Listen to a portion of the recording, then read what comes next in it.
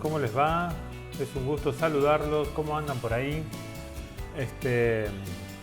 Bueno, estamos en una nueva emisión del disparador, no disparador, perdón, ya estoy con tantas cosas, estoy confundido. Charlando de fotografía entre mate y mate.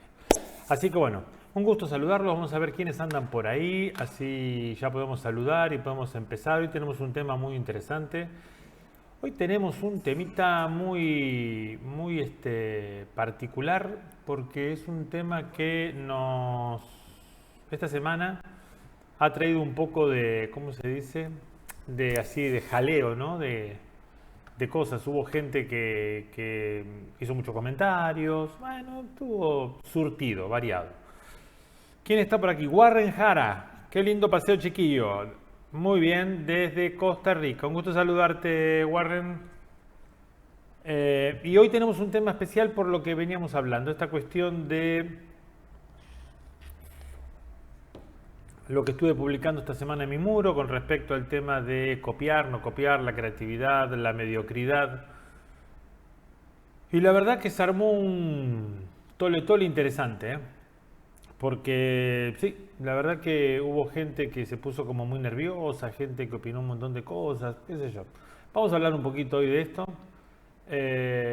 y vamos a ver cómo se desarrolló todo. ¿Quién tenemos por ahí? Harold Giraldo, Gustavo, saludos de Colombia. ¿Cómo va, Harold? Un gusto saludarte.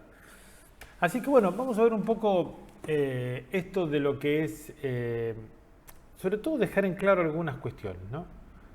Yo creo que muchos se quedaron con el tema de la mediocridad y yo creo que tiene más que ver con otra cosa, ¿no? No tiene que ver con lo que algunos entendieron.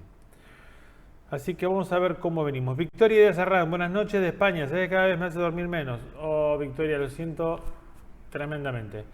Pero bueno, gracias por estar ahí, qué bueno. César Salinas de Perú, un gusto saludarte. César, ¿cómo va?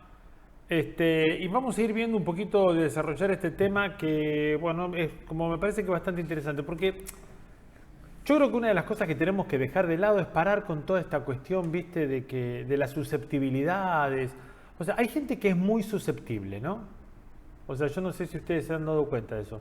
Hay gente que es muy susceptible a lo que uno diga, pero después no se le mueve un pelo cuando copia la idea de otro, ¿viste? O cuando cosas por el estilo, ahí no se le mueven un pelo. Ah, pero si uno llega a decir la palabra mediocre, ¡ay! Se ponen todo como loco. Bueno, tenemos que parar un poco con esa mano. Porque me parece que tenemos que ser un poco más coherentes. Muy bien. Así que vamos a ir hablando un poco de esto nuestro. ¿Quién más anda por ahí? César Salinas, ya lo saludamos. ¿Cómo va? Edwin Arias, ¿qué tal? César Gramajo, Alejandro Letrán, desde Guatemala. Un gusto, chicos, saludarlos. Y de lo que vamos a hablar hoy es de esto, porque me parece que es un tema muy importante. Cuidado que la mediocridad no te atrape. ¿Está? Básicamente, vamos a ver si podemos desarrollar un poquito este tema, porque me parece que necesitamos tener una orientación acerca de qué hablamos cuando hablamos de mediocridad, qué es algo mediocre, a ver cómo lo manejamos. Y lo primero que quiero que tengamos en cuenta cuando hablamos de esto es de qué hablamos cuando hablamos de los mediocres. Yo creo particularmente que cuando los mediocres se defienden y justifican es que estás dando en el clavo con las opiniones. A mí me parece que cuando, viste, los mediocres se justifican o te atacan o se defienden, es porque realmente lo que estás diciendo está pegando en el clavo. Vamos a ir un poco, como siempre, a las definiciones, porque me parece que eso es fundamental. Mediocridad. La palabra mediocre se utiliza para definir a una persona que carece de valor para su entorno. Su etimología deriva del latín mediocris, cuyo significado es que se quedó a media montaña. Una persona mediocre carece de inteligencia y no es interesante ni abundante, no posee méritos propios de los cuales sentirse orgulloso. ¿Está? Es interesante la derivación etimológica, mediocris, o sea, se quedó a media montaña. El tipo iba a subir la montaña, iba a llegar allá arriba, pero no, se quedó en la mitad. Y ahí ya pensó que estaba todo bien. La RAE, la Real Academia Española, dice lo siguiente, en una acepción, adjetivo, que es mediano o regular tirando a malo, en cuanto a su calidad, valor e interés. El segundo es también un adjetivo como nombre común para una persona que no tiene un talento especial o no tiene suficiente capacidad para la actividad que realiza. Y esta segunda es brava. ¿Está? Ahora, según la psicología, estamos viendo la etimología, estamos viendo el significado, digamos, en la RAE, y vamos a ver la psicología. Una persona mediocre es aquella que convive con sus propias conveniencias, y no escucha las opiniones de otras personas. No es una persona emprendedora, por lo que no inicia nuevas tareas y se lo califica como alguien que carece de personalidad. Ahí tenemos un recorrido interesante de tres acepciones de la palabra. Tenemos lo que es a nivel etimológico, el significado de la palabra en sí a través del diccionario y el significado que le da la psicología a la mediocridad, al mediocre. Pero hay un libro muy interesante que por ahí estaría bueno que lo lean y que es El hombre mediocre. Es un libro que escribió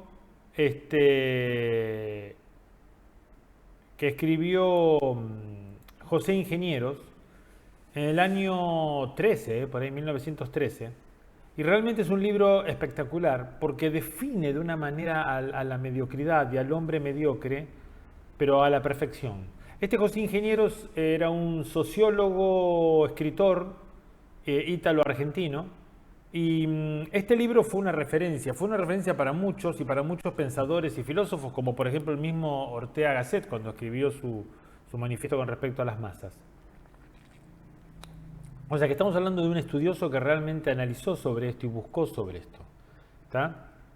Así que de alguna manera podemos definir al mediocre como aquel que aspirando a mucho más se conforma con llegar a la mitad y si justifica que eso es lo correcto.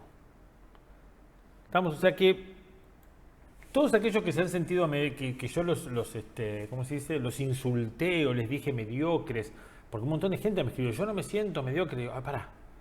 Cuando estamos hablando de mediocridad estamos hablando de esto, o sea, de que vos querés ser el gran fotógrafo, el referente, el súper genial, pero las fotos que haces son de cuarta, le copias a otro, qué sé yo, y te justificás que es la tendencia, que es la moda, que así es como se hacen las cosas y todo eso a mano.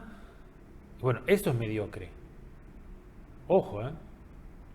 Pero el que está aprendiendo, el que está haciendo sus primeros pinitos, el que va avanzando con esto de a poco, no te por qué sentirte un mediocre.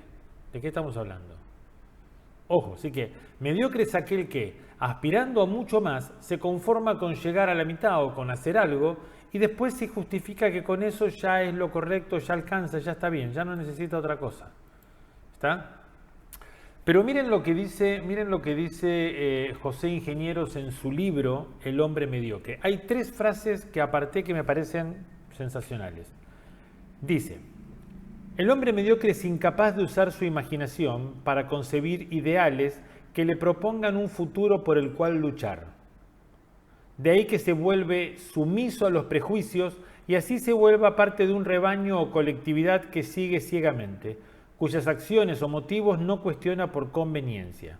Así que el mediocre es aquel, según José Ingenieros, no se la agarren conmigo, es aquel que anda en las tendencias, anda donde anda toda la masificación, todos los muchachos que andan haciendo lo mismo, yo voy haciendo eso, me vuelvo sumiso a eso y soy parte del rebaño, que vamos todos haciendo lo mismo ciegamente porque así es como tiene que ser.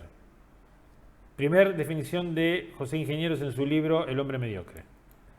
Segunda, miren, el mediocre es dócil, maleable, ignorante, carente de personalidad, contrario a la perfección. En su vida acomodaticia se vuelve vil y escéptico, cobarde.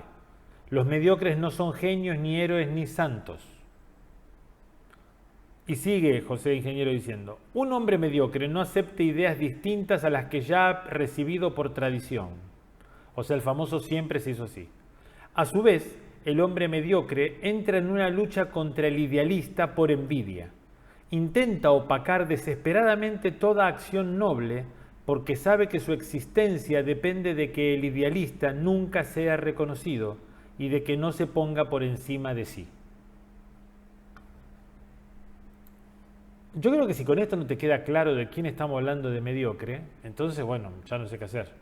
Pero muchos se levantaron a decirme, no, ¿quién te pensás que sos vos para decirle mediocre a la gente? A ver, muchachos,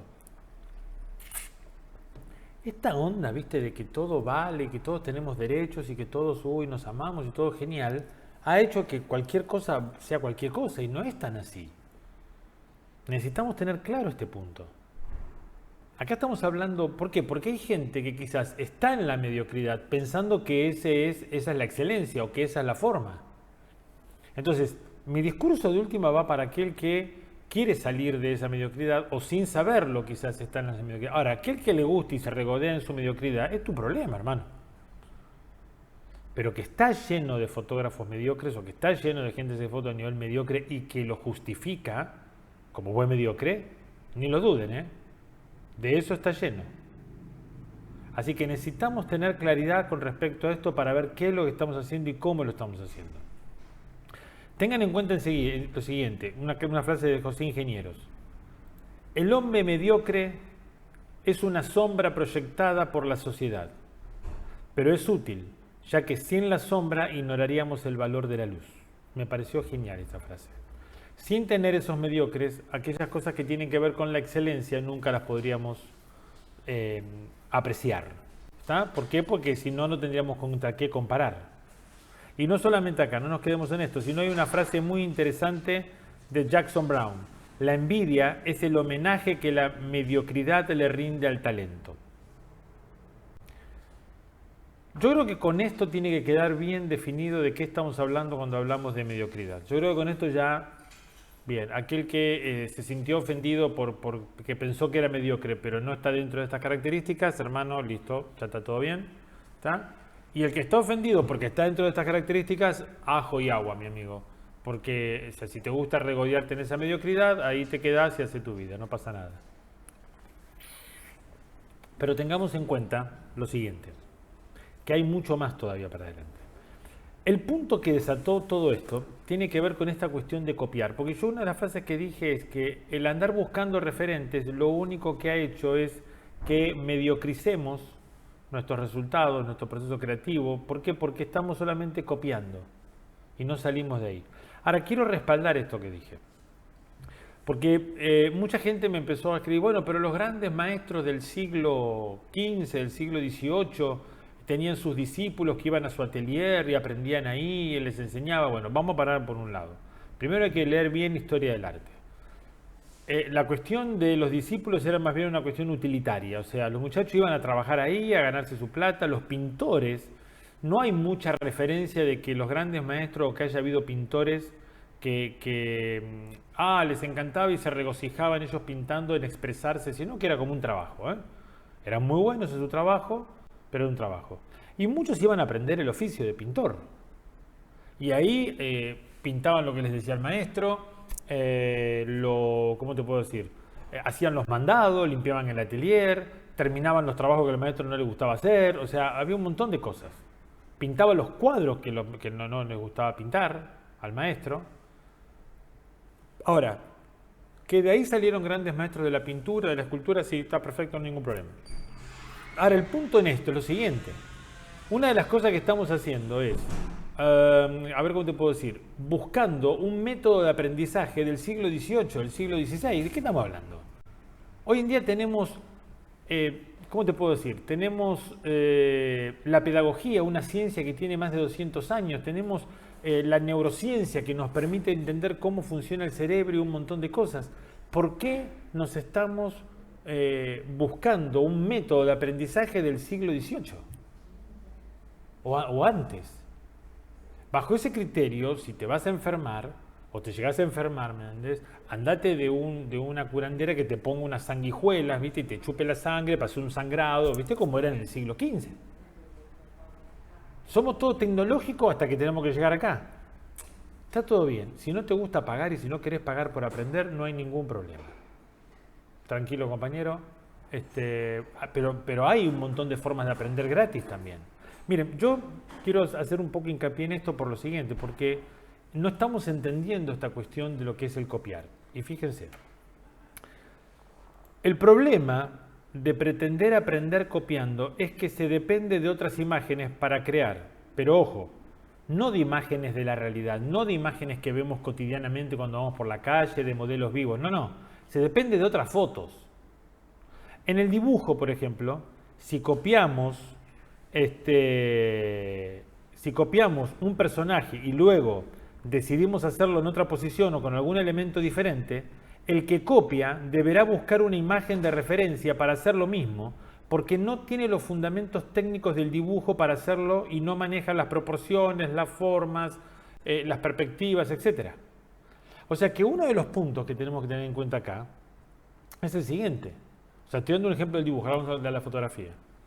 Pero uno de los temas que tenemos que tener en cuenta acá, básicamente es ese. O sea, vos copias un dibujo, genial, pero si querés hacer alguna modificación, si querés cambiar la pose del sujeto o de lo que estás dibujando, si querés hacerlo, no vas a poder, porque tenés que sujetarte a una figura que tengas ahí para copiarla tal cual. ¿Y en fotografía cómo funciona esto? Bueno, en fotografía es similar, fíjate. Si quiero hacer fotos de un determinado producto o una determinada pose en una persona, tengo que ver una referencia de cómo está hecho, porque si no, no sé cómo empezar o cómo hacerla, y además no tengo variedad. Ese es el problema más grande. Puedo ensayar el prueba y error y pasar mucho tiempo sin resultados. ¿Está? Pero el punto es que si yo solamente trato de aprender, porque no vas a aprender, trato de aprender copiando, no puedo adaptarme a través de la técnica fotográfica si no tengo una referencia visual, porque no sé cómo utilizar los recursos fotográficos para representar de la mejor manera lo que estoy fotografiando. No tengo criterio visual propio y dependo de lo que otros hagan para tratar de igualarlo. Tengamos en cuenta algo fundamental. Cuando vos estás buscando una imagen de referencia para aprender la técnica, no estás copiando la técnica, estás copiando la estética. Y son dos cosas totalmente diferentes. ¿Está? Estás copiando la idea. El problema que vas a tener es que cuando no tengas los recursos, cuando no tengas lo mismo, no vas a saber adaptar. ¿Por qué? Porque no sabes utilizar las cosas, solamente sabes copiar lo que está ahí. Ese es el punto. ¿Qué pasa si a diferencia de andar buscando fotos para copiar, ¿está?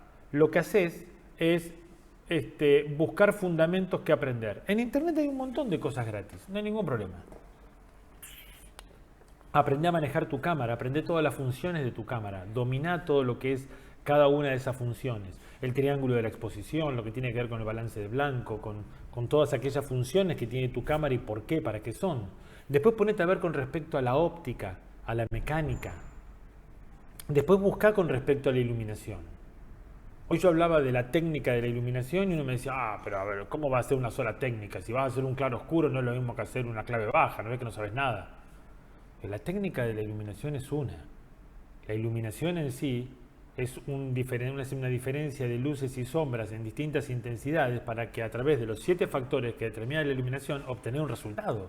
La clave baja y la clave alta son resultados, no es la técnica, son técnicas. Entonces necesitamos entender y aprender las cosas para aplicarlas y después fluir y desarrollar en esas. Pero copiando solamente vas a tratar de simular algo, de emular algo que muchas veces no te va a salir y no estás aprendiendo nada. Ese es el punto al que yo voy. ¿Está? Yo sé que mucha gente lo toma mal, pero el problema en esto es, chicos, gente, el problema de esto, ¿saben dónde está? Básicamente en la representación. Ese es el problema grande que tenemos acá. El problema es la representación. ¿Por qué? Porque, por ejemplo, si tenemos que hacer una foto de té, bueno, vamos a buscar cómo es el té, pero no podemos tener un criterio visual propio para elegir cómo lo vamos a hacer, de qué manera lo vamos a representar, cómo vamos a generarlo. Entonces, fíjate, acá tenés 4 fotos de té y acá tenés 4 más todavía. Cuando vos manejás los fundamentos de la técnica, de la composición, de la iluminación, de la edición, representás de acuerdo a lo que estás interpretando. ¿Qué interpreto en ese lugar con respecto a esto? Lo que quiero transmitir con respecto a estas cuestiones. Y ahí es donde vas a trabajar y vas a fotografiar. Pero si no, el problema es que solamente te remitís a decir, bueno, voy a copiar esto, no sé si está bien, pero es lindo, me gusta. Entonces, hago 25 fotos a ver si a mi cliente o a la persona para que haga la foto o a la gente en internet le gusta. ¿Me entienden? y vamos variando cositas porque no sabemos cómo es. No tenemos un criterio visual. Y el criterio visual no lo vas a desarrollar copiando el otro fotógrafo. Ese es el punto. Yo creo que es momento de tener en cuenta esto. Cuando alguien dice vamos a buscar imágenes de referencia para que sean un referente, está diciendo vamos a copiar la idea de otro para que sea más fácil. Acordate que copian técnicas. Copian ideas, perdón, no técnicas. Nadie está copiando una técnica. En realidad lo que están copiando son ideas. Y ténganlo en cuenta. ¿Está? Ténganlo en cuenta. Muy bien, muy bien, muy bien, muy bien, muy bien. Vamos a ver quiénes andan por ahí.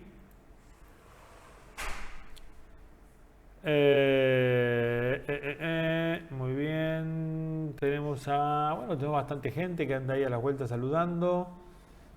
Buenas, Caro Sakov, ¿cómo estás? John Rodríguez, saludos. Adrián Gritá, copia y se cree que ya lo sabe todo y se tira a la pileta sin saber nadar. Es medio creído, ¿no te parece? Bueno, medio creído, mediocre, anda por ahí, ¿no? Andan a las vueltas.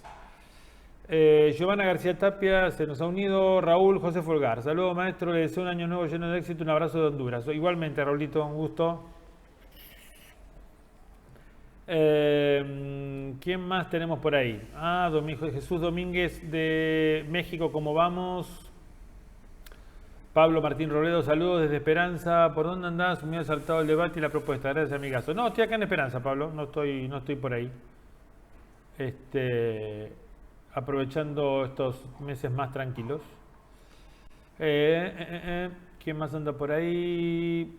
José Plasencia, saludos Gustavo, no me pude despedir de usted en el primer taller que se hizo en Lima en diciembre último. Un fuerte abrazo. Bueno, José, un abrazo para vos. Que salga todo bien. Y bueno, vamos a ver quién anda por ahí también más. Algunos me dicen que se les corta. Vos sabés que yo creo que estoy con un problema con el programa Vmix, ¿no? Con el que lo transmito, porque estamos teniendo problemas siempre. Así que vamos a tener que ver de acomodarnos. Gustavo Ibarra dice que hoy se pudo enganchar. Saludos, estimado, ¿cómo va? Hola, Gustavito, un gusto saludarte desde Nueva York. Alejandro desde Letrán, desde Guatemala, un gusto. Luis Ángel Gutiérrez, saludos de Nicaragua. Saludos, Miguel Ángel, un gusto saludarte. Bueno, ¿quién más anda por ahí? Son varios. Ay, bueno. Bueno, parece que a algunos se les está cortando. Bueno, vamos a hacer una cosa, miren. Porque esto me parece que es un problema del programa. Vamos a cortar acá, vamos a cerrar el programa y lo voy a alargar directamente por Facebook y la seguimos por Facebook. Así que vamos a ver cómo hacemos. Y cerramos nuestro programa desde aquí.